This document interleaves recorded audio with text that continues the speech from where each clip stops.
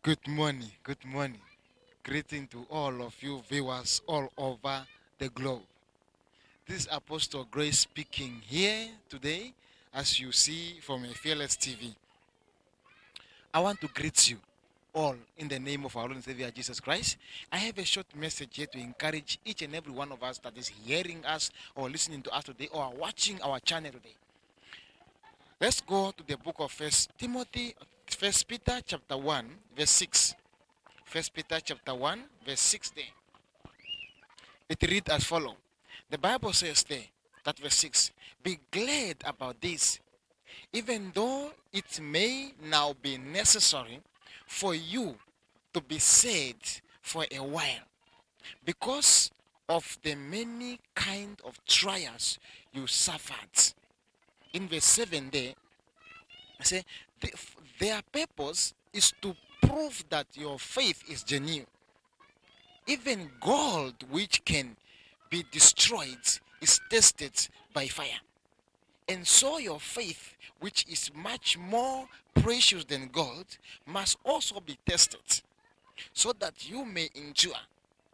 Then you will receive praise and glory and honor on the day when Jesus Christ is revealed. Hallelujah. So as we hear the Bible there, the Bible told us that even though now, about this time, it's necessary for you to be troubled. I know that there are many Christians that don't like problems. I know that there are many Christians that don't like to be touched. I know there are many Christians that don't like to experience one situation or the other.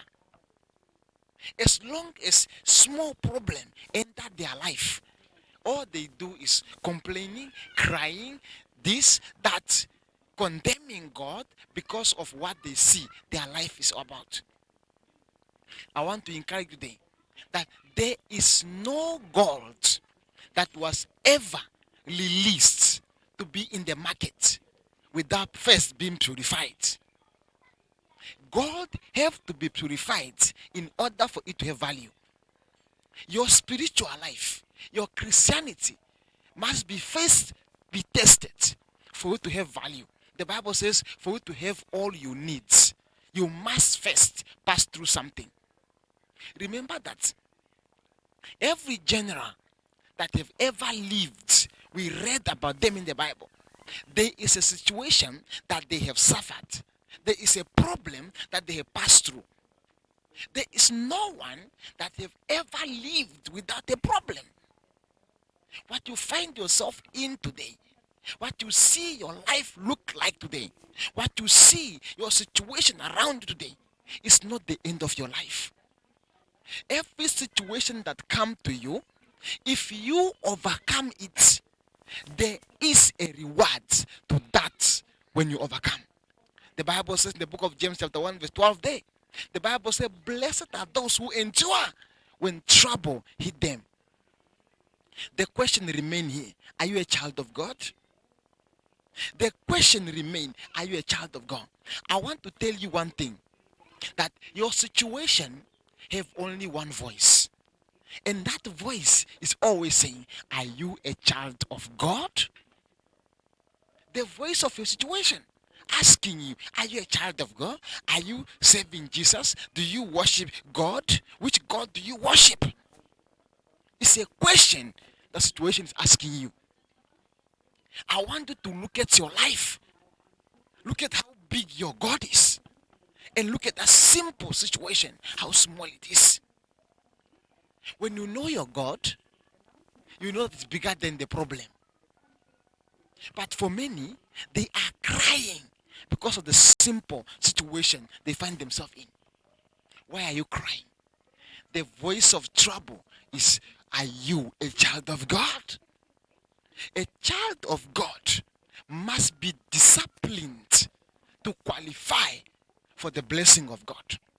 And for you to qualify, you must overcome something. You must pass through something. When you are looking for a job, they ask for experience for 5 years, 10 years, 20 years. For you to enter heaven, God also asks for a qualification, for experience. What is the experience? How many trouble have you overcome? How many situations have you overcome? One situation, you are crying. Moses have many situations that he encountered. David have many situations that he encountered. Elijah have a situation that he have encountered when he was following Elijah up and down. Elijah, I'm going to be taken up. Elijah is going to go to heaven. And everybody telling Elisha, stay here. That means going to heaven. If Elisha could not overcome the voice of those who were telling him to stop following Elijah, he wouldn't be in the Bible today. What is your situation? That situation is the key to your salvation. If you could overcome it, you will become a victorious. If God be for us, what can be against us? Situation will be there. The Bible says in the book of Corinthians there that there's no situation that come to us that God don't know. But God allowed situation to come to us, to test us, to train us, to save him with value. What you have today, if you have a car, you will not value that car if you just pick it up. But if you work for many years to buy that car with the money that you have been struggling for many years, you will value that car. But if you just pick it up, you don't know how much it costs. It doesn't pain you anything. You will destroy it. That's why many Christians, they destroy their Christianity. They destroy their prayer life. They destroy their spiritual life because they don't know what it means. It have no value. When you suffer something to overcome, you value what you have. God wants you to look at yourself in that situation and acknowledge that I am a child of God. I am a child of God. This problem is small. My God is big. Allow yourself to pass through something. Life must have an experience for you to know where you are going. But for many Christians, simple situation, they left God. Simple situation, they ran away. Simple trouble, I am in poverty. How will you be tomorrow helping someone who is poor when you are rich if you were never poor? If you want to encourage somebody who is sick, how will you encourage him if you never feel sickness? How will you